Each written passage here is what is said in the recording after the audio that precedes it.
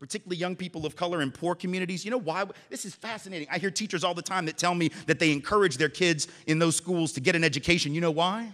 So they can get out. I want you to think about that language.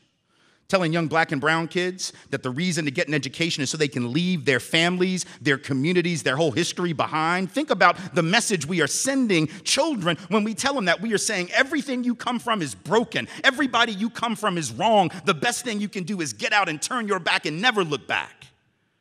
That's not a recipe for liberation. That is a recipe for cultural destruction.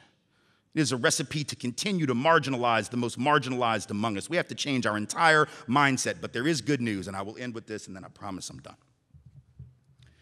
2 months ago, I was in D.C., and I went to the new History Museum, the African American History and Culture Museum, which if you haven't had a chance to go, please do. It's incredible.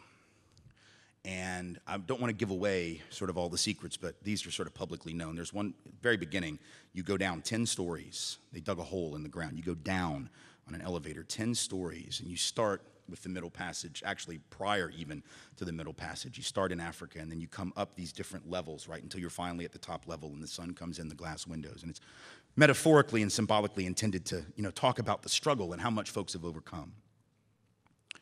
And so it's incredibly powerful just on that level, but it's fascinating. There's one point you walk in and there's a statue of Thomas Jefferson, right? It's sort of cloaked in darkness, and there's his words on the wall, bathed in light.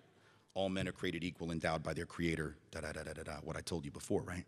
And so you have this juxtaposition of Jefferson and those words, and then between Jefferson and his words are these boxes, and at first you don't know what they are. They look like shoe boxes stacked up. You get a little closer, you realize they are boxes intended to look like bricks. You get a little closer, you see their names on the bricks. You get a little closer, and you can begin to figure out who the names represent. They represent the human beings that Thomas Jefferson, the supposed lover of liberty, owned as property.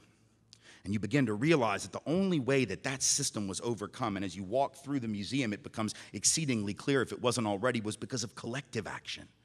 It wasn't the rugged individual. It wasn't the hard-working black child doubling down on his or her homework, or the hard-working Latino or Latina immigrant working hard to strive for a better life. It was the collective embodiment of a dream and a vision and a passion for justice and for life.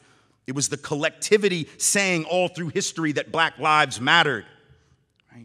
That's what overcame the Thomas Jefferson's hypocrisy and inconsistency. And you walk through and you see Nat Turner's Bible is in the museum, and Emmett Till's original casket is in the museum, and Lester Maddox, vicious segregationist from Georgia, his axe handle is in the museum. And you begin to realize that in spite of all the gloom and doom and all of the concern and all of the real problems and struggles, and the fact that the system wasn't set up for people of color, and the fact that it is producing inequality quite on purpose, you still can look at that history and you can begin to see that the future is bright for those who are prepared collectively to strive to overcome those obstacles. You cannot walk out of that museum and not realize that in spite of the odds, the future is a future of justice and equality. And if Bull Connor could not stop black and brown folks in Birmingham, and if Jim Clark could not stop black and brown folks on the Edmund Pettus Bridge in Selma, and if Lester Maddox could not with his axe handle that he used to chase black folks out of his restaurant with in Georgia, if these folks, the killers of Medgar and Martin and Malcolm, could not, if the men who beat Fannie Lou Hamer in her jail cell in Indianola, if they